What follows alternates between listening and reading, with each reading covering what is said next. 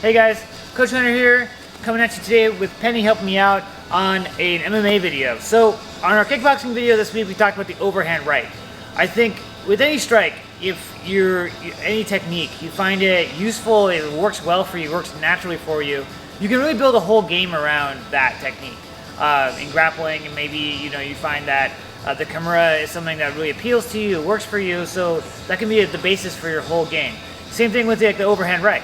Or any technique, or jab, whatever it is, you just have to find ways of connecting other parts of the game to that technique. In this case, we're using the overhand to set up our takedowns and using takedowns to set up the overhand, because it can play both ways. So let's go ahead and get into it. So it's important to understand where everyone's defenses want to be. So if I'm really concerned about the takedown, often I'm going to be kind of lower, wider base, my arms low to protect my hips and my legs. Okay? If I'm going to hit in the head, I have to have my hands up protecting my head. At least that's a common way of doing it. Now, of course, those are two opposite things: the takedown and the defending the strike. So we can abuse that a little bit with our opponent. Okay. So I'm starting off by just a simple setup, just coming in with my jab, throwing my overhand, and notice that Penny's hands are nice and high. Okay. Really important for her to protect her head there. That overhand is a powerful strike. You can easily hurt somebody and finish the fight if they land clean.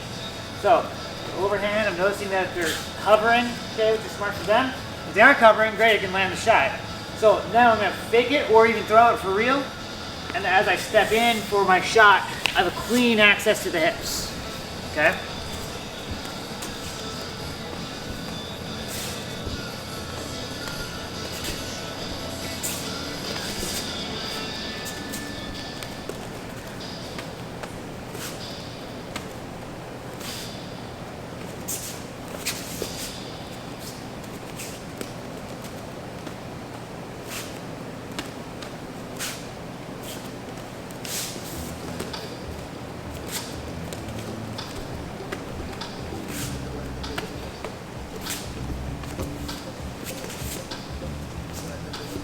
Notice there that I shot using both legs in different times. It's really your preference. For me, I like stepping in with my right leg on someone with the same, my rear leg on someone with the same stance. To get a nice open entry to the hips. But you can shoot with your lead on that one as well, depending on what you prefer. It doesn't really matter. So now maybe my opponent is getting wise to that entry. Okay, I'm coming in, and they're going to bring their hands low to search for underhooks and stuff my takedown. Okay? That's fine. So now, when I go low, and they bring their hands down and stuff my takedown, they start looking for that overhand.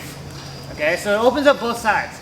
As soon as you display something attacking from different angles, shooting while you're changing levels instead of throwing shots, now it's so much harder for your opponent to know where you're actually going.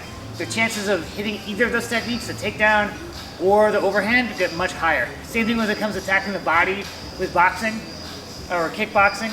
Really, really important that we understand that multiple attacking angles have to be established. We have to have at least two different endpoints for the same beginning of your technique so that we can play against that. Otherwise, you're very predictable. If you're only ever headhunting, throwing punches at the head, it becomes very easy to defend that comparatively. Versus if you attack the body and the head. Okay, if you attack the legs and shoot versus a tie up or a clinch versus just throwing punches. So try it out, guys. If you have a heavy bag, you can just shoot into it.